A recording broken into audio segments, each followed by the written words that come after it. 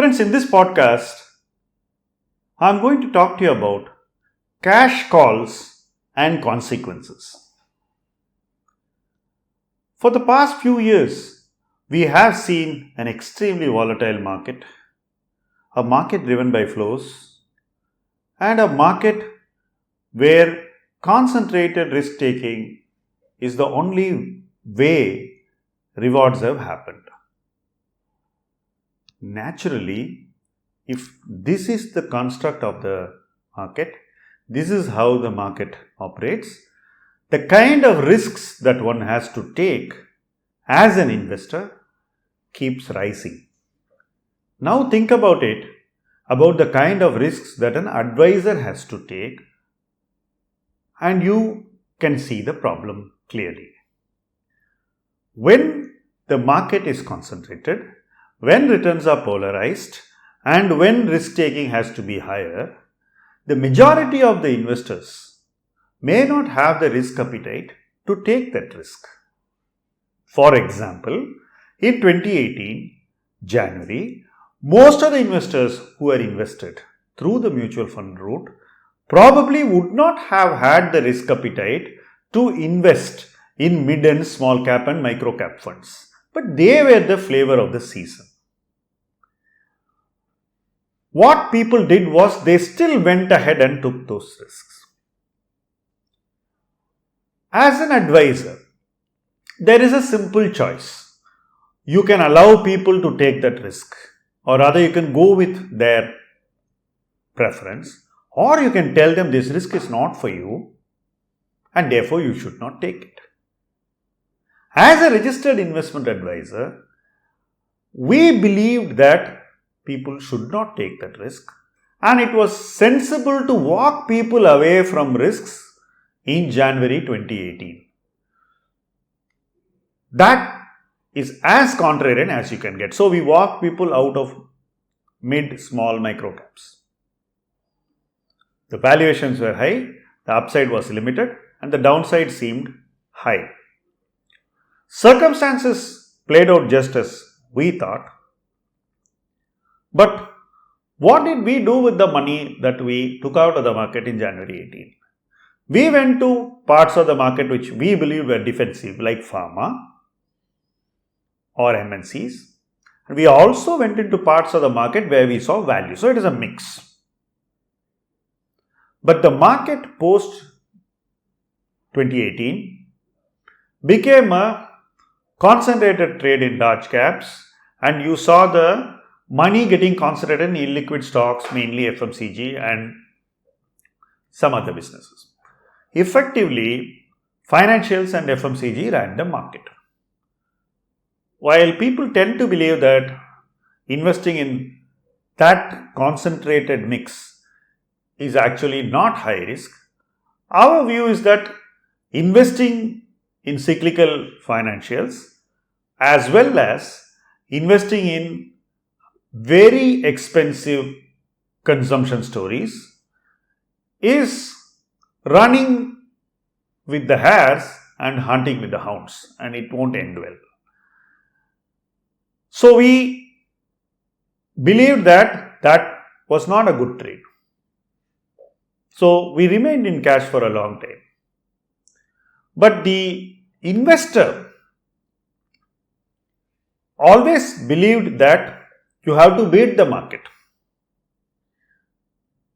The required understanding that when you are in a significant level of cash, which gets you 5%, you will not beat the market if the market sees a concentrated trade, often does not dawn on investors. Investors don't understand that. They would like to race Mr. Market continuously. If you see why the long-term returns of people drops significantly, it is only for this reason that they keep on racing alongside Mr. Market. And whenever market sees a sharp cut, they see that cut hit them. So from an advisory standpoint, it does not make sense to race constantly with benchmarks. It makes sense to stay away from them for a period of time. Naturally, when you stay away from them for a period of time, your choices which are away from the benchmark will tend to not perform in alignment with the benchmark. They could outperform or underperform.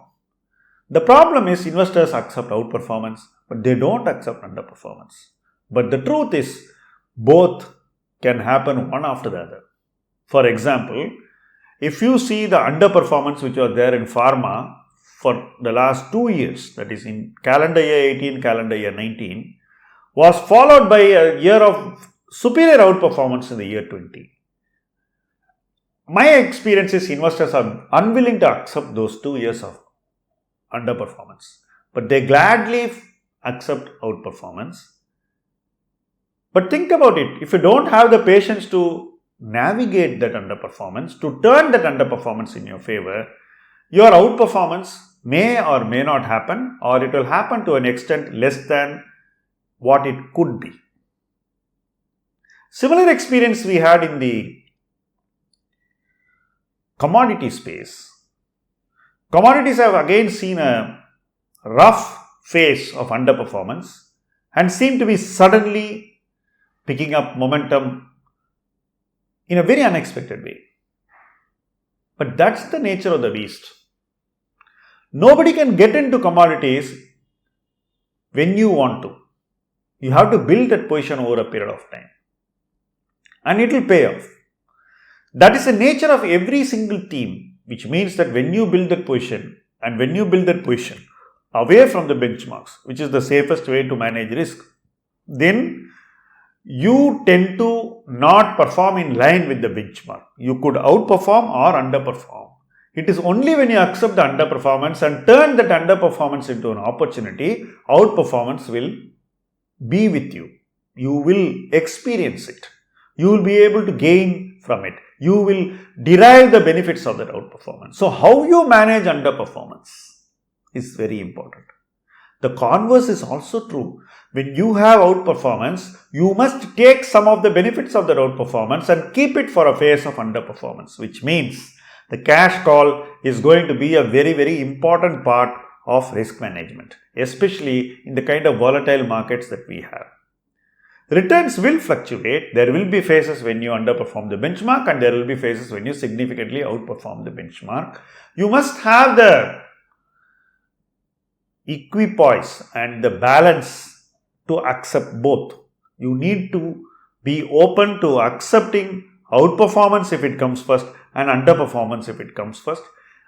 Whichever comes first, turn it into an opportunity and seek better risk management and safety. By doing that, you keep locking into gains and you also lock into a weak market by buying more. So, you need to do both. So, treat both outperformance and underperformance as a friend rather than looking at one as a friend and other as a hostile enemy. That in essence will lead you to taking the cash calls, to using the cash smartly and to beat the benchmarks with a much lower risk. My experience in the advisory space in the last 2.5 years can be summarized in a simple way. We have traveled most of the time with cash varying between 25 to 40%. So essentially the client's portfolio has been like a balanced fund with cash. And still we have managed to either meet or beat benchmark. And interestingly, we have not invested in financials or FMCG. We have moved away from them. So, while it may optically appear that you are doing better than benchmark marginally or better than that or just about it, the risk that is taken to achieve the same returns is significantly lower. And that in my view is an intangible advisory alpha. You need to value that because if anything goes wrong, then in the model that I believe in, there is a comeback. Whereas in the model that simply hugs the benchmark and chases returns with momentum, there will not be any comeback. That in essence is how cash calls operate, how they should be viewed, what should be our behavioral response to a cash call, how we should use the cash call to meet our investment goals and to meet our return expectations, and how the ecosystem of a cash call leads to superior risk management. Thank you for watching this video. Do share it with your friends because this is a different perspective which people can appreciate better, and keep supporting us. Thank you.